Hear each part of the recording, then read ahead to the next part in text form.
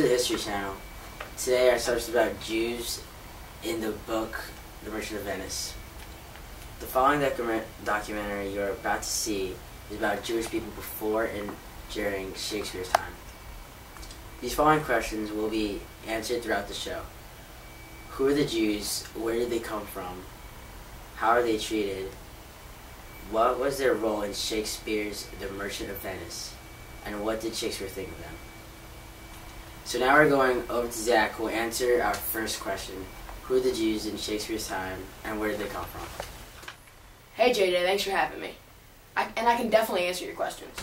So the Jewish nation lived in the land of Judea, now modern Israel.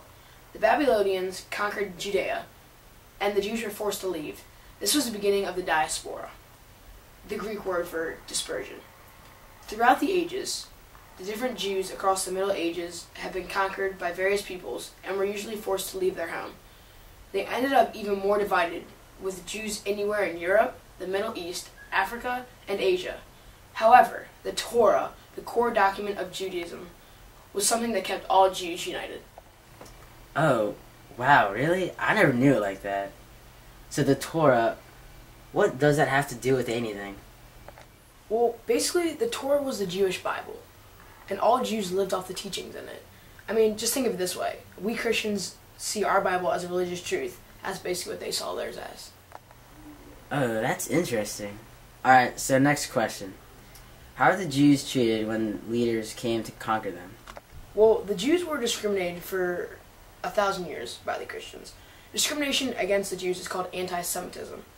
Although Jesus taught Christians the ways of love, kindness, and forgiving, the Christians had killed many Jews, burned their homes, villages, and even their synagogues.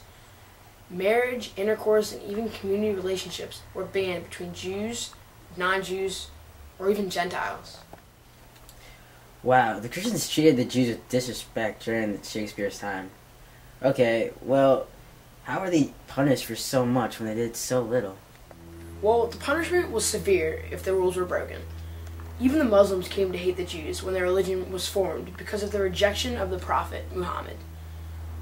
Why this one religion has been singled out for discrimination is still not clear. So basically, Jews were treated violently for thousands and thousands of years.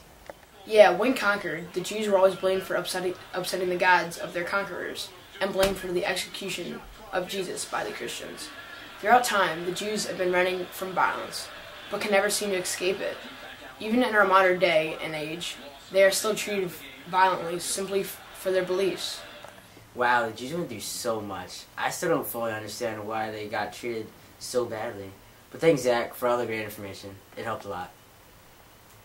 So, now we will be talking to Mitch, a writer of Shakespearean times. Hello, Mitch. How are you today? Would you mind answering a few questions about your favorite subject? I'm doing great. Thanks for having me on the show. And yeah, you know how much I love Shakespearean times. So what are the roles of the Jews in Shakespeare's book, The Merchant of Venice? Alright, so in The Merchant of Venice, Shylock is a Jewish character. He is in the story as a greedy moneylender who, unlike Antonio, a Christian, he charges interest. Early in the story, Antonio needs to lend money from Shylock. Shylock tells Antonio that he will not charge interest on the loan, but if Antonio doesn't pay him back in time, Shylock will take a pound of Antonio's flesh. But he is not the only Jew. There are some Jews who aren't as greedy and cruel. Oh, who's that? Yeah, there's Jessica, Shylock's daughter, who is considered a very beautiful woman who hates her father and is ashamed of having him.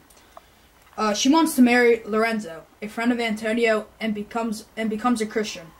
Her wish comes true when Lorenzo, with the help of Salanio and Salario, kidnaps Jessica so the two may be married.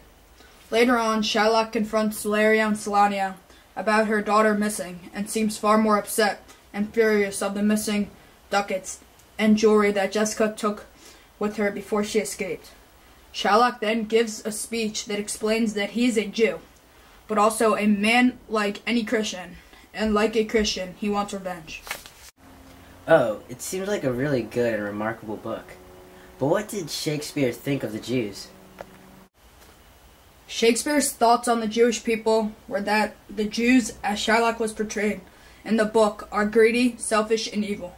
Shylock charged high rates of interest, hated Christians, and enslaved his daughter Jessica. He is later portrayed as a man who cares more about money, jewelry, and riches more than his own daughter.